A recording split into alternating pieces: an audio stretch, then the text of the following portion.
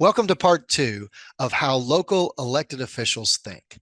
In this session, we're going to focus on the legislative branch, those magistrates or commissioners or council members in your community, and how can they see your library as the community asset that it is versus a fortress that they don't understand or don't have any idea what happens behind its walls. Or worse, a fortress they feel the need to attack. We want a complementary relationship, not a combative relationship. So at the start, just like we did with the executive branch, please remember there is one phrase for your success, and that is simply connection versus perfection.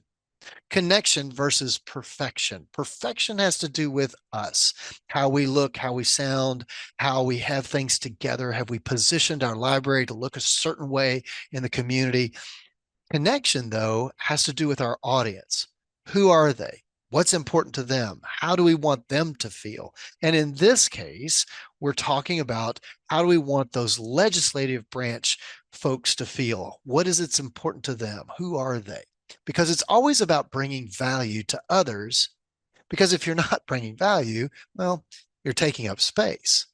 So, how do you bring value to your legislative branch leaders? You have to ask yourself the same questions you did with your executive branch leader. And that's simply, how do they think? What's on their mind? What does their job entail? So let's break down that legislative branch, just like we did with the executive branch.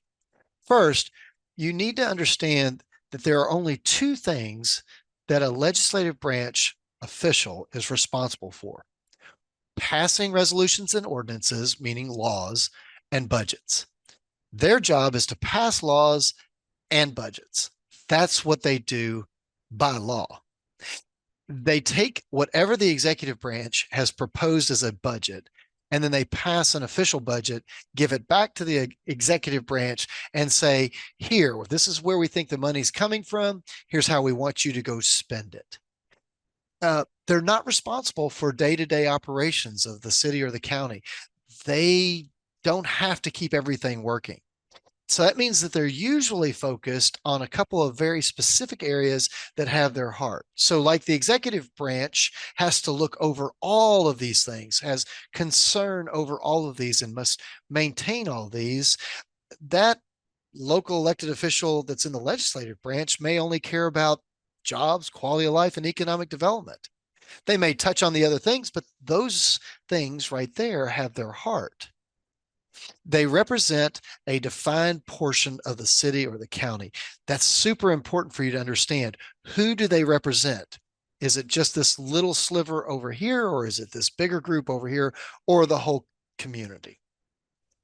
Generally speaking, they represent their family, their friends, and their neighbors, which is a tough job in politics because everybody is always going to give you an earful at the grocery store, at the ballpark, because you know everybody. They generally have a shorter term than the judge exec or the mayor, and likely they will have another job outside of this. So it's very hard for them to focus as well. A lot of competing priorities. Remember, both the executive branch and legislative branch elected officials share some things in common. One, that elections are popularity contests. You just have to get 51% of the vote. So no resumes required, no prior experience is required. And it's a temp job. It lasts 2 years or 4 years, depending upon what the position is. It's a temp job that has a defined period of time to get something done. So if they want to keep going, they have to actually reapply every term, every 2 years or 4 years. And it matters where they are in that cycle when you talk to them. Are they getting ready for an election? Did they just come off of an election? Are they in the middle of their term? They have a different mindset depending upon where they are. The closer they get to an election, the more paranoid they get, the more cautious they get at times. It's very important to know where they are in that election cycle. Now, just like with the executive branch, you have to have two separate skills for you to be successful. The first skill is you've got to be able to campaign well. You've got to go door to door, knock on doors, shake hands, put your name out there, your face out there, be willing to listen to people Be willing to have people say some things that are not great, have some folks that are for you and against you. Campaigning is a tough job and you don't get paid to do it. So there's a certain skill set in getting the job. But then there's also a skill set of doing the job well, being able to pass laws effectively and budgets effectively. Just like with the executive branch, you're usually making 50% of the population mad at you 100% of the time. It's just a different 50% depending upon what you just voted on or just took a stand on. And the general population truly does not know how government works. But just like with the executive branch, I want to take the pressure off of you. They don't wake up thinking about the library. They truly don't. That is, unless something is on fire, some issue has come up where constituents are blowing their phones up or their email up. But generally speaking, they're not thinking about you like that. So, really, the question is how can you build bridges, better bridges, or proactive bridges? And how can they see your library as the community asset that it really is? Well, it all comes back to this phrase of connection versus perfection. It's about focusing on who they are, what's important to them, how you want them to feel. So, what is that first step that you can take today? Well, really, there are three steps in this first action you need to take. The very first thing is to think about who do you already have a good relationship with that is in that legislative body? Is there anyone that you know well or go back with or have a great relationship with? The second part of that is who represents you and your family that is in the legislative body? Who represents your part of the city, the county?